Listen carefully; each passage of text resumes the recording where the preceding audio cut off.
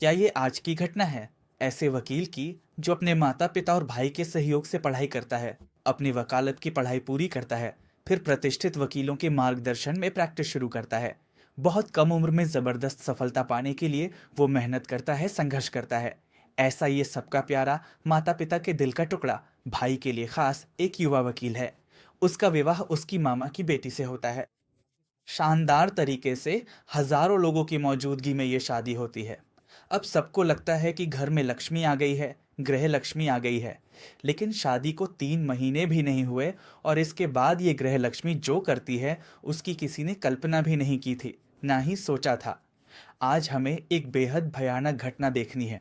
अब इस घटना की शुरुआत करने से पहले उस इलाके में यानी हमारी जालना के जो पत्रकार हैं राहुल मुले, उन्होंने मुझे इसके बारे में बहुत सारी जानकारी भेजी थी। इसीलिए सबसे पहले मैं उनका धन्यवाद करता हूँ। अब हम चलते हैं जालना जिले में। वहाँ का जाफराबाद तालुका है। वहाँ का खासगांव नाम का गांव है। अब इस गांव में अनिल लोखंडे उर्फ नाना एक किसान रहते हैं और वे एक प्रतिष्ठित किसान हैं। उनका गांव में नाम है। वे एक प्रसिद्ध व्यक्ति हैं। उनके 2 बेटे हैं। बड़े बेटे का नाम शरद है और छोटे का नाम किरण है। अब किरण ने वकालत की पढ़ाई पूरी की थी और जालना में सिविल और क्रिमिनल मामलों की प्रैक्टिस कर रहे थे और वकील संगठना में भी वे पदाधिकारी थे। एक तरफ इनकी वकालत चल रही थी और दूसरी तरफ अब इनकी उम्रें लगभग 29 साल के आसपास हो गई थी। इसलिए घर में शादी की हलचल शुरू हो गई थी। अब इनकी शादी इनके मामा की बेटी से तय हुई थी, जो बुल्ढाना जिले के देउल गांव राजा तालुका के सेन गांव झागीर गांव की रहने वाली है। वहां की मनीषा ज्ञानेश्वर बंगाली के साथ इनकी शादी तय हो गई थी। अब रिश्तों की डोर एक बार फिर से जुड़ गई थी। मनीषा ने डी फार्मेसी की थी। वो एक उच्च शिक्षित लड़की थी। अब अपने ही भाई की बेटी अपनी बहू बनने जा रही है, ऐसा वहां तय हो गया था। और मई 2022 में मनीषा और किरण की शादी हुई। विवाह संपन्न हुआ। धूमधाम से सब कुछ मनाया गया। दोनों परिवार, रिश्तेदार, अपने पराए, दोस्त मित्र सभी शादी में मौजूद थे। इसके साथ ही राजनीतिक, सामाजिक, सांस्कृतिक, आर्थिक, वकील और पुलिस भी शामिल थे। इन सभी क्षेत्रों की प्रतिष्ठित हस्तियां इस शादी में उपस्थित थीं। ये शादी बिल्कुल शाही अंदाज में संपन्न हुई और अब मनीषा लोखंडे परिवार की गृह लक्ष्मी बन गई थी। अब मनीषा और किरण के वैवाहिक जीवन की शुरुआत हो रही थी। कुछ दिन ये नवविवाहित जोड़ा गांव में ही रहता है। उसके बाद गांव में जो भी धार्मिक विधियां होती है वे पूरी की जाती हैं और फिर वे लोग जालना में आकर रहने लगते हैं। आमबड़ रोड के अर्चना नगर इलाके में एक रिटायर्ड पुलिस अधिकारी का घर है। वहीं ये दोनों रहने के लिए आए थे। और अब उनके जीवन में ऐसी घटना घटी जिसने ना सिर्फ जालना बल्कि पूरे महाराष्ट्र को हिलाकर रख दिया था। तारीख थी 1 सितंबर 2022। रात की लगभग 9:30 से 10 बजे का समय था और उस वक्त इनके घर में गैस की बदबू आ रही थी। शायद गैस लीक हो गई है, ऐसा किरण जी को लगा और वे किचन में गए। उसी समय जोरदार धमाका हुआ। किरण जी को आग लग गई और इसी में उनकी जलकर मौत हो गई। अब जैसे ही आग लगी, उनकी पत्नी मनीषा जी आग बुझाने के लिए दौड़ी, लेकिन वे अपने पति को बचा नहीं सकीं और वो पत्नी जोर जोर से रो रही थीं, चिल्ला रही थीं और अपने पति को बचाने के लिए दौड़ रही थी। और इस दौरान फिर पड़ोसी वगैरह भी आ गए थे। लेकिन आग बहुत भड़क चुकी थी। घर में आग का मतलब था कि पूरा घर आग की लपटों में घिर गया था। और फिर पुलिस और अग्निशमन दल को भी सूचना दी गई थी और कुछ समय बाद वे वहां पहुंचे। उन्होंने आग वगैरह बुझाई। इस जगह किरण की मौत हो चुकी थी और सिर्फ मौत ही नहीं हुई थी, बल्कि उनके शरीर का कोयला बन गया था। शरीर का अधिकांश हिस्सा जलकर राख हो गया था। अब ये दृश्य देखकर उनकी पत्नी फूट फूट कर रो पड़ी थी। बेहद भयानक तरीके से उसके पति की मौत हुई थी। अब पुलिस ने अपनी प्रक्रिया के अनुसार कार्रवाई शुरू कर दी है। पंचनामा किया गया है। शव को पोस्टमार्टम के लिए भेज दिया गया है और पत्नी मनीषा का भी बयान लिया गया है। अब उस समय गैस लीक हो रही थी और ये देखने के लिए किरण किचन में गए थे और उसी वक्त वे सिगरेट पी रहे थे, जिससे वहां विस्फोट हुआ, आग लग गई और उनकी मौत हो गई। ऐसी जानकारी उनकी पत्नी ने दी है। अब पत्नी द्वारा दी गई जानकारी के आधार पर यहां आकस्मिक मृत्यु का मामला दर्ज किया गया है। अब ये खबर हर जगह फैल गई है। फिर ये गांव में भी फैल गई। ससुराल, मायके, हर जगह हर किसी ने दुख व्यक्त किया। शादी को सिर्फ 3 महीने ही हुए थे और अब इस नवविवाहित जोड़े का संसार उजड़ गया था। ये घटना दिल को झकझोर देने वाली थी। अब ये सारी खबर वकीलों के सहकर्मियों को भी पता चली और वे भी घटनास्थल पर पहुंच गए थे। उन्होंने भी जांच की थी और अगले दिन श्रद्धांजलि सभा भी आयोजित की गई थी। इसमें श्रद्धांजलि अर्पित की गई थी। लेकिन ये एक दुर्भाग्यपूर्ण दुर्घटना लग रही थी। लेकिन इस घटना की तस्वीरें या जब मृतदेह की तस्वीरें ली गईं उस समय कुछ वकीलों को वहां शक हुआ था। अब इसमें एडवोकेट डॉक्टर अनिरुद्ध घुले पाटिल ने भी ये तस्वीरें देखी थी और उन्होंने भी कुछ अंदाज लगाए। इन वकील साहबों ने देखा कि किचन के रास्ते पर पानी की गिलास रखे थे। एक तरफ देवघर था और उसमें तेल का दिया जल रहा था। उसमें तेल था। अगर यहाँ सिलेंडर का विस्फोट हुआ होता तो क्या ये गिलास यहाँ रह जाते? क्या दिया वहीं रह जाता? उसमें तेल वैसे ही रहता? कई तरह के शक इस जगह पर उठ रहे थे और इसी वजह से जिला वकील संघ की मीटिंग हुई। इस मीटिंग में संघ के अध्यक्ष रामेश्वर गवाह ने, उपाध्यक्ष परमेश्वर अडगड़े, फिर सचिव भारत सासाने और सह सचिव शामिल हुए। मयूर ढवले जैसे मान्यवर या अन्य जो लोग हैं वे सभी वकील हैं। जितने भी नाम मैंने लिए वे सभी वकील हैं। इसलिए मैंने हर बार एडवोकेट नहीं कहा, लेकिन ये सभी वकील ही हैं। जो वकील और संघ के सदस्य हैं, अन्य वकील भी, इन सभी का शिष्टमंडल अपर पुलिस अधीक्षक विक्रांत देशमुख के पास गया और उन्होंने उन्हें निवेदन दिया है कि ये जो घटना है वो दुर्घटना नहीं लगती, बल्कि वो साजिश है। ऐसा वकीलों ने पुलिस को बताया है या ऐसा निवेदन दिया है। ये किरण लोखंडे के यहाँ गैस विस्फोट लगा। उस समय हम घटनास्थल पर गए थे। वहीं हमें तुरंत ही कुछ संदिग्ध बातें महसूस हुई। हमें शक है कि ये दुर्घटना नहीं बल्कि साजिश है। किरण लोखंडे का अंतिम संस्कार होते ही अगले ही दिन संघ ने शोक सभा का आयोजन किया और उसमें साजिश का शक जताने के कारण एक निवेदन एसपी ऑफिस को एसपी साहब को दिया गया। तो एक तरफ वकीलों ने एकजुटता दिखाकर अपने साथी को न्याय दिलाने की पहल की थी और दूसरी तरफ तालुका पुलिस थाने के सहायक पुलिस निरीक्षक संभाजी वड़ते और उनके सहयोगी इस घटना की पूरी जांच कर रहे थे। अब इन्हें भी शुरू से ही इसमें साजिश की आशंका थी। अब इसका एक कारण ये था कि घटना स्थल पर वो लकड़ी का देवघर था, लेकिन वो बिल्कुल सही सलामत था। वहां दो गैस सिलेंडर पड़े हुए थे, लेकिन धमाके के बाद भी वे सिलेंडर एक दूसरे के पास कैसे रह सकते हैं? और उस जगह पर धमाका हुआ हो ऐसे कोई निशान भी नहीं दिख रहे थे। इसके साथ ही पत्नी कह रही थी कि धमाका हुआ है। उसके बयान में भी विरोधाभास था। इसके अलावा वो शुरू में बयान देने से भी बच रही थी। मतलब शुरू के 2 दिन तो वो बयान देने के लिए आई ही नहीं थी। वो टाल मटोल कर रही थी, रोने का नाटक वगैरह कर रही थी। और मौत का समय और आग लगने का समय, इन दोनों में भी अंतर पाया गया था। साथ ही किरण के चाचा, जिनका नाम है दीपक ठोमरे, उनसे भी पुलिस को कुछ महत्वपूर्ण जानकारी मिली थी। और इसमें दीपक ने बताया था कि इस पति पत्नी के बीच लगातार झगड़े हो रहे थे और किरण जो हैं वे तनाव में थे। इसी वजह से ये दोनों भाई अंबट चौफली इलाके में मिले थे और कुछ समय वकील साहब ने अपने भाई को बताया था कि उन्हें परेशानी हो रही है। इसके बाद दीपक ने उन्हें समझाने की कोशिश की थी और इस दौरान ई प्लॉट और रो हाउस लेने के बारे में चर्चा हुई थी। अब किरण को रो हाउस लेना था और उस संदर्भ में फिर इनके बीच क्या बातचीत हुई, कितने में लेना है, क्या करना है, मतलब बाकी का जो विषय है वो सब जगह हो चुका था। और इसके बाद 1 सितंबर 2022 को सुबह करीब 10 बजे दीपक ने किरण को फ़ोन किया था, लेकिन किरण ने वो फ़ोन नहीं उठाया। उसके बाद 31 अगस्त को फ़ोन नहीं उठाया ऐसा कहने के बजाय संपर्क ही नहीं हुआ, और 31 अगस्त से 1 सितंबर तक इस दौरान किरण किसी के भी संपर्क में नहीं थे। उन्हें किसी ने भी नहीं देखा था। और 1 सितंबर 2022 की रात को सिलेंडर का विस्फोट होता है और उनकी मृत्यु हो जाती है। ऐसी घटना सामने आती है। अब इस घटना की जांच चल रही थी। इसी दौरान राम मूर्ति जो इलाका है, उस इलाके में एक लावारिस दोपहिया गाड़ी मिली थी और ये दोपहिया गाड़ी किरण की थी। इस समय जब पत्नी से दो पहिया गाड़ी के बारे में पूछा गया तो उन्होंने बताया था कि गाड़ी एक दोस्त ने ले ली है।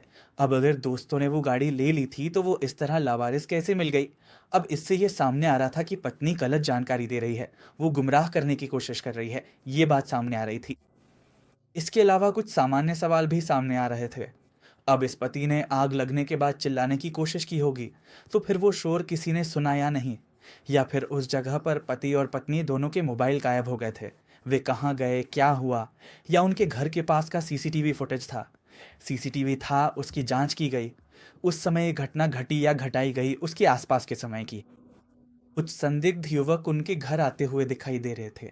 अब इसमें वो युवक कौन है और बाकी कौन कौन आया था, इन सब की जांच की गई। उस समय ये पता चला कि पत्नी का जो दोस्त है वही उनके घर आ रहा था। अब इन सारी बातों से, तकनीकी जांच से जो जानकारी मिली है, उसके आधार पर पुलिस ने उस पत्नी को हिरासत में लिया और पूछताछ शुरू की।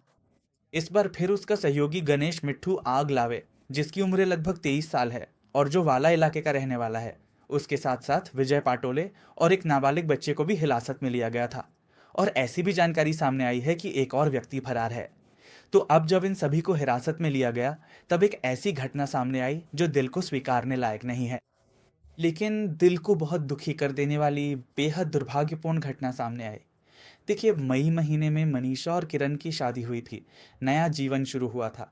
लेकिन यहाँ एक अलग ही मामला घटने लगा था। शादी के बाद मनीषा भी अपने हॉस्टल में रहने चली गई थी। वो अपने पति के साथ शुरुआती 1 महीने तक नहीं रही थी। अब जब वो हॉस्टल में गई, तब उसका प्रेमी गणेश मिट्ठू आगलावे उसके साथ मिलने जुलने लगा था। और इसी दौरान अपने पति को मारने की योजना भी बन चुकी थी। अब इस नई दुल्हन और इन सब लोगों ने, उसके प्रेमी ने मिलकर ये सारा प्लान बनाया था। और 1 महीने बाद जब वो पति के पास रहने के लिए गई, तो इसका मतलब था कि जो प्लान उन्होंने तय किया था, उसे अमल में लाने की शुरुआत कर दी थी। और इस दौरान ये लोग सही समय और मौका तलाश रहे थे। अब अपने ही पत्नी अपने साथ धोखा करेगी, ऐसा इस पति ने सपने में भी नहीं सोचा था। तारीख थी 30 अगस्त 2022। उस दिन शाम के समय पत्नी मनीषा बंगारी ने किरण से कहा कि क्या तुम्हें शराब पीनी है। उसने शराब पीने का जोर दिया। अब यहाँ मुझे एक और बात जरूर बतानी है, वो ये कि किरण के कुछ करीबी दोस्त हैं, सहकर्मी हैं। तो उन्होंने मुझे ऐसी जानकारी दी कि किरण कोई भी बुरी आदत न रखने वाला व्यक्ति था। उसे शराब, सिगरेट या किसी भी अन्य नशे की कोई लत नहीं थी। यानी उनके दोस्तों ने ऐसी जानकारी दी और कुछ मीडिया के माध्यम से जो जानकारी आई कि उस रात पत्नी ने पति से शराब पीने का आग्रह किया और फिर शराब मंगवाई गई और दोनों ने शराब पी।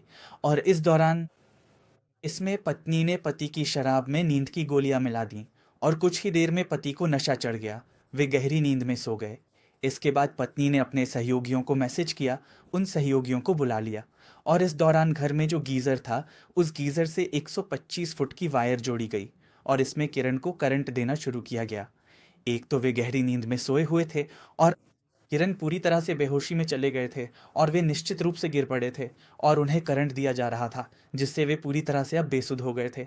इसी समय वो प्रेमी और उनके सहयोगी वहां आए और उन्होंने देखा कि क्या किरण की मौत हो गई है, क्योंकि उन्हें यकीन नहीं था कि करंट देने से अब उनकी मौत हो गई है या नहीं। इसलिए वे ये देखने आए कि अगर वे मर चुके हैं तो। ऐसा नहीं था, इसलिए फिर इन लोगों ने उनके सिर पर लोहे की रॉड से भी हमला किया। साथ ही उन्होंने उनकी नाक और मुंह भी दबा दिए और आखिरकार किरण का अंत हो गया। अब उन्हें पूरी तरह यकीन हो गया। बेहद निर्दयता से उस पत्नी ने अपने पति का अपने प्रेमी और सहयोगी की मदद से हत्या कर दी थी और अब ये शव वहां हॉल में पड़ा हुआ था। फिर उस पत्नी ने अपने शरीर के गहने वगैरह अपने प्रेमी को दे दिए थे और किरण की जो दोपहिया थी, उसे राम मूर्ति शिवराम इलाके में छोड़ दिया गया था। अब इसके बाद आगे क्या करना है?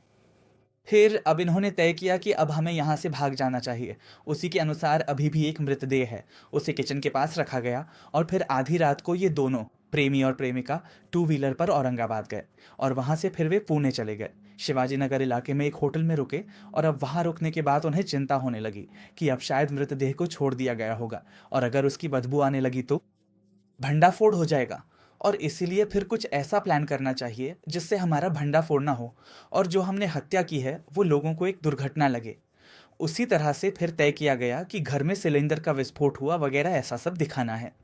और 1 सितंबर 2022 को शाम करीब 6 बजे ये प्रेमी प्रेमिका है दोनों जालना के घर आए और आते समय वे परफ्यूम की बोतलें वगैरह लेकर आए थे। अब जब वे घर आए उस समय उनके घर की चाबी सारी अफरा तफरी में खो गई थी और इसीलिए उन्होंने ताला वगैरह तोड़ दिया। वहां नया ताला लगाया गया था। आज भी अंदर घुसे इत्र वगैरह उस पर छिड़का गया है और अब इस मृतदेह का निपटारा कैसे करना है इसका उनका प्लान तय हो चुका था। उसी के अनुसार ये दोनों भी अंबर चौफुली जो इलाका है वहां ये गए और इस जगह पर उस प्रेमी ने उसे 4 लीटर पेट्रोल ला कर दिया और वो पेट्रोल लेकर वो घर आई। घर आने के बाद पति की लाश पर वो पेट्रोल डाला। उसके बाद गैस की पाइप वगैरह लीक कर दी और जो 2 सिलेंडर थे उन्हें नीचे गिरा दिया था और एक साड़ी थी उसे पेट्रोल में भिगोया और इस साड़ी का एक सिरा उस मृतदेह के पास रखा और दूसरा सिरा बिल्कुल दरवाजे तक। वो साड़ी लेकर गई और दरवाजे के पास आग लगा दी और खुद बाहर चली गई। इधर आग तेजी से फैलने लगी। पेट्रोल ने आग पकड़ ली थी और फिर पूरे घर में आग फैलने लगी थी। पति की लाश जलने लगी थी।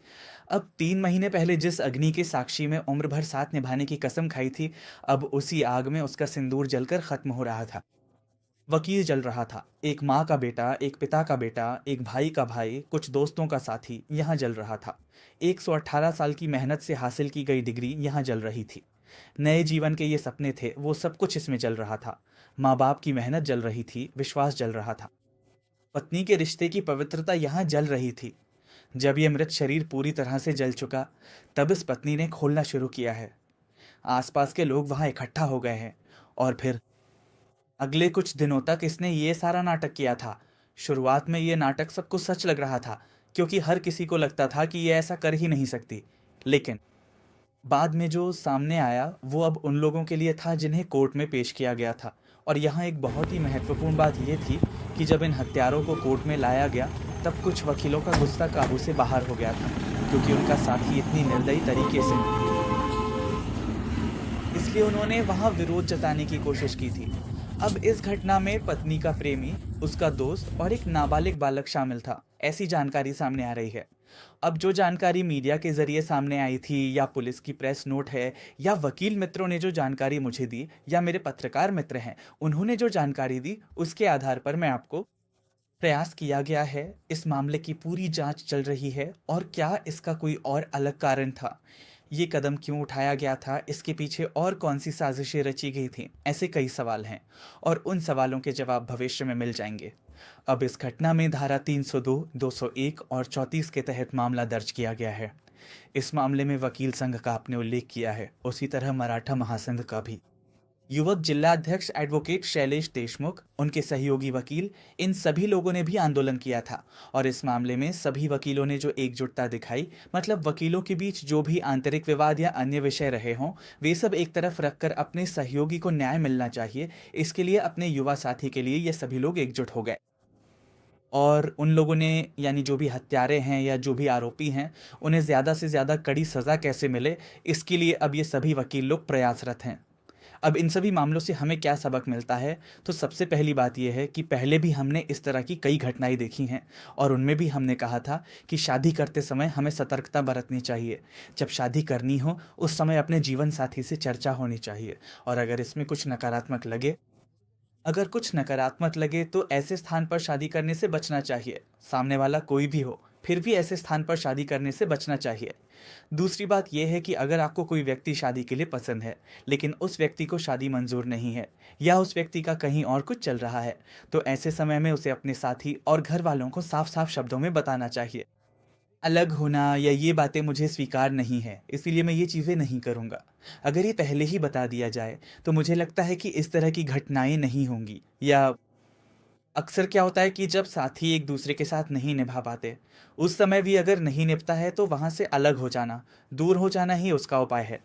लेकिन किसी को मारना, हिंसा करना, हत्या करना, इनसे कोई भी समस्या हल नहीं होती। अब इन सभी मामलों में देखिए कि दोनों घरों के लोग हैं, उन्हें यहाँ पर बहुत ज़्यादा दुख झेलना पड़ रहा है। अब इस सब में जांच चल रही है। फिर एक बार कहता हूँ कि भविष्य में कुछ नई जानकारी भी आ सकती है। अब अगर आप इस इलाके से हैं और आपको इसके बारे में और जानकारी है, तो वो भी कमेंट बॉक्स में ज़रूर बताएं।